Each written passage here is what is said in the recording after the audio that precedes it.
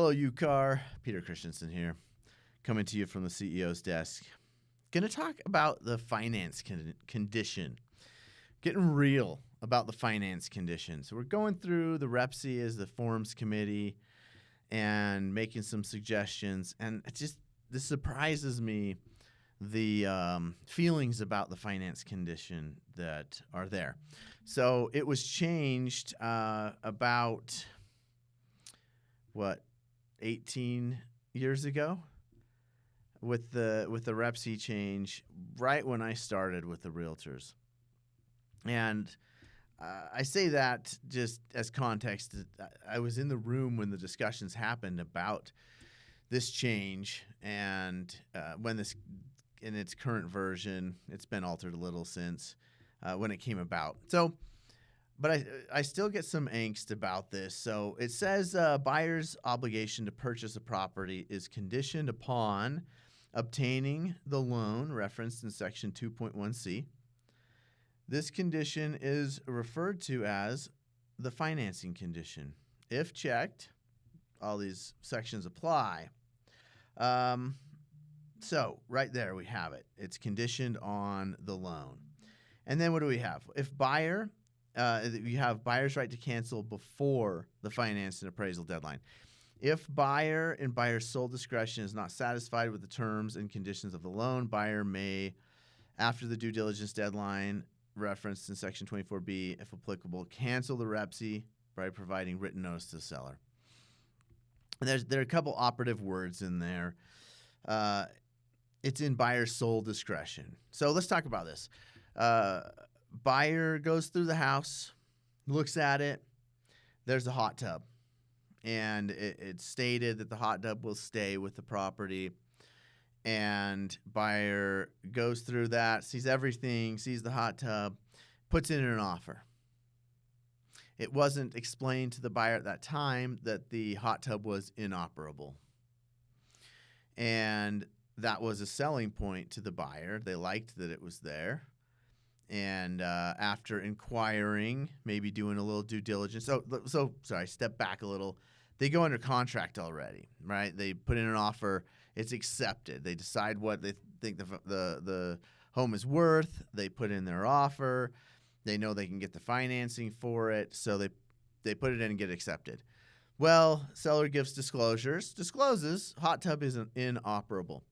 And the buyer says, oh, wow, looks into it. And it will cost $2,500 to rework the plumbing and whatever is involved in getting that working. So buyer asks seller to fix that. Seller says no. And they pass the due diligence deadline. They're going back and forth on other things. Buyer once again requests, are you sure you won't fix that? Or give us a price reduction or some sort of concession to help get that, cover the money that will get that hot tub operable.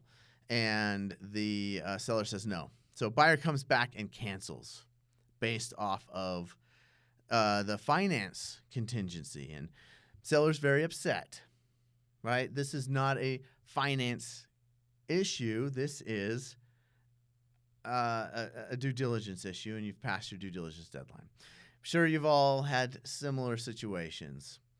Well, if you're looking at it from the buyer's perspective, they get that half hour to go through the home. They're basing the price on what they think the condition of the home is at that time. So they put in that offer. Well, now they find out they're going to have to spend $2,500 more to get that property up to the standard they thought it was in when they submitted the offer. Now, an attorney pointed out to me recently, it says in sole discretion is not satisfied with the terms and conditions of the loan. How could the price of making the hot tub be operable really be tied to the loan at all? And here's my thinking on that. Well, because I'm now borrowing X amount of money to get a home that I thought had an operable hot tub, and it doesn't. I'm now borrowing more money than I want for the home I'm getting in the condition I'm getting it in. Does that make sense? That's the way I see it. And really, that language, sole discretion, was put in there to stop fights. It was there was a lot of thought put into that 18 years ago when they put that in there, and they wanted it to be at the discretion of the buyer. And so anytime you're purchasing something and there's the loan involved, I think it really is hard to say it doesn't involve your satisfaction with how much you're borrowing to buy the home if it's not in the condition you thought it was in, or you're having to pay more on the side to get it up to the standard you thought it was in with the money you were borrowing when you're purchasing it with the money you're borrowing. So that's where I don't have a lot of heartburn over that. But it's important that the sellers know that going into it. And that's the missing piece to me is I think a lot of listing agents might build the expectation that, hey, they won't cancel for any other reason but their loan. And it does say you have to be dissatisfied with the terms and conditions of your loan. But it doesn't mean anything has to have changed about your loan. It means you're not satisfied. I'm not satisfied about how much I'm borrowing to buy this house when it's in the condition I found out it was in. I was okay with it when I thought it was in better condition, but now I think I'm borrowing too much. The loan is going to be too big. The mortgage is going to be too much with all the money I have to bring in on the side to get it up to the standard I thought it was in already. So what can the seller do? Well, we're going to talk about that in the next video. There is a protection that was built into this section 9 years ago. And it gets overlooked so often when people talk about, well, this is too much power to the buyer. Well, it's not power to the buyer if the seller knows about it. They can alter that deadline.